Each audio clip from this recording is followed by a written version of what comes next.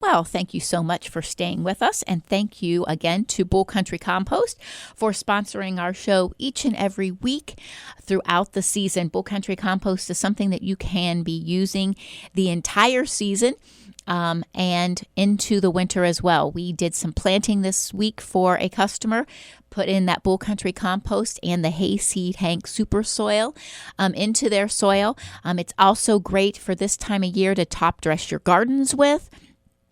To top dress your perennial beds.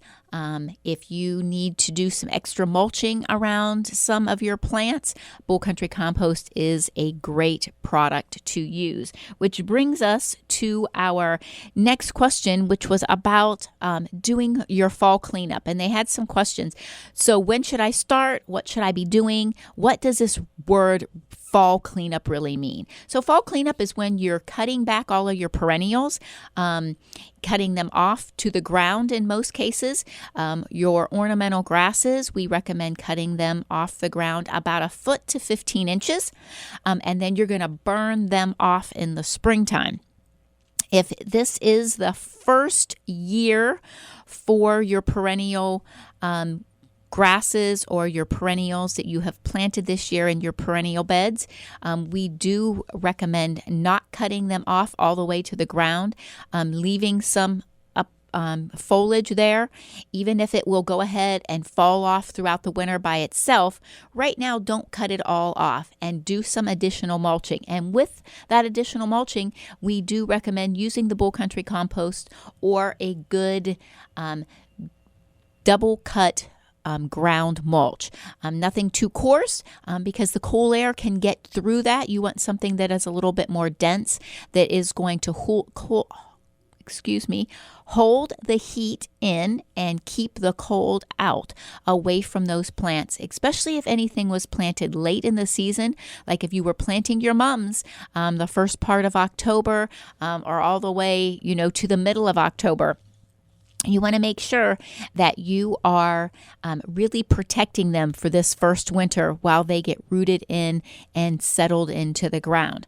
So also when you're doing your fall cleanup and you're cutting all those things off, again, your Bull Country Compost goes down. You want to get all of those things raked out of your beds before you put your Bull Country down or your mulch down. You want to make sure that you're raking out all the debris, especially if you had any issues with disease or insects this year.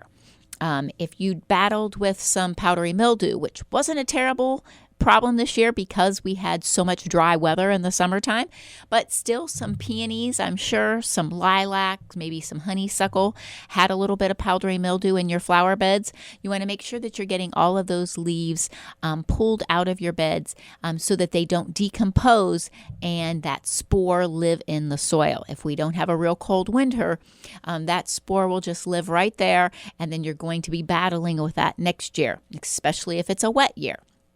So you want to make sure that you do get all of those out of your beds.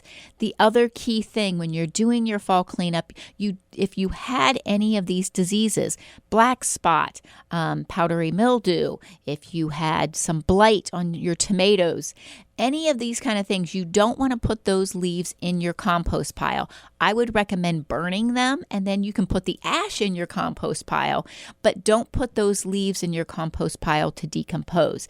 If you do, or even if you don't intentionally and you think, oh, maybe some did, that is a great time to go ahead and put in the copper fungicide in the powder form, the dust.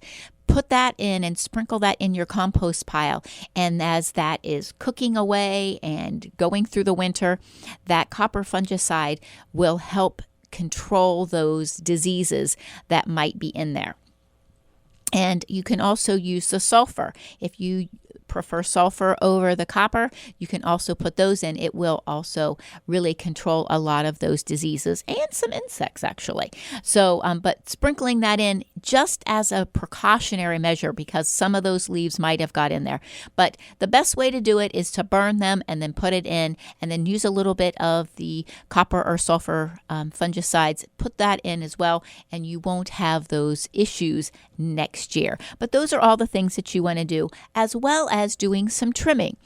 Anything that is larger than you want it, this is a great time to go ahead and trim it, as long as it's not budding for next year. So if it is something like your rhododendrons or your azaleas, your forsythia, things that bloom early in the season, you have to realize that if you trim them right now, you are trimming off bud that will be flower next spring.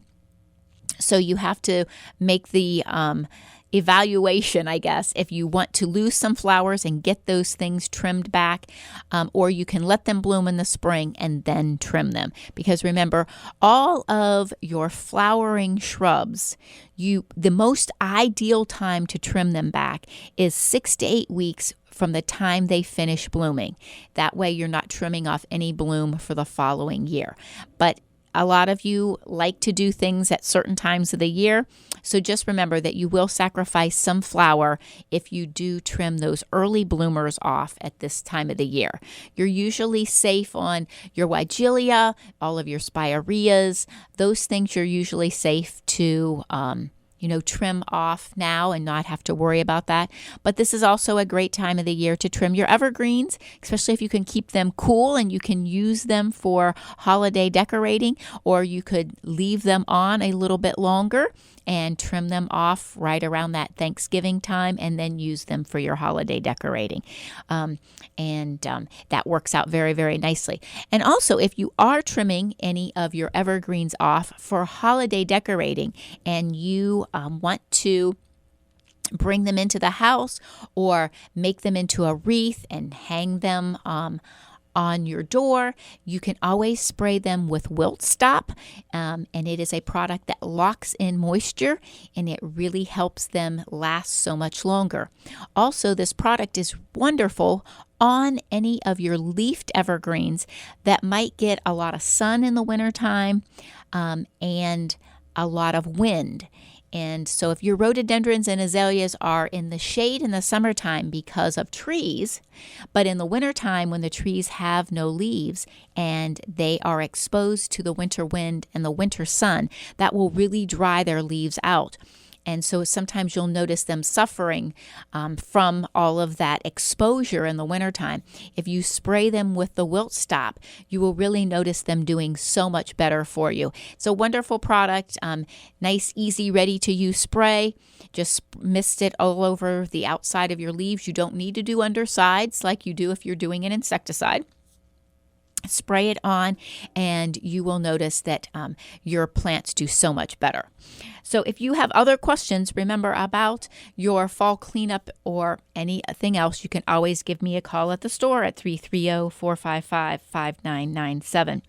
Well, we spoke before the break about succulents, and if you are into the rage about succulents, we have a lot of different succulents, very broad range of varieties of succulents.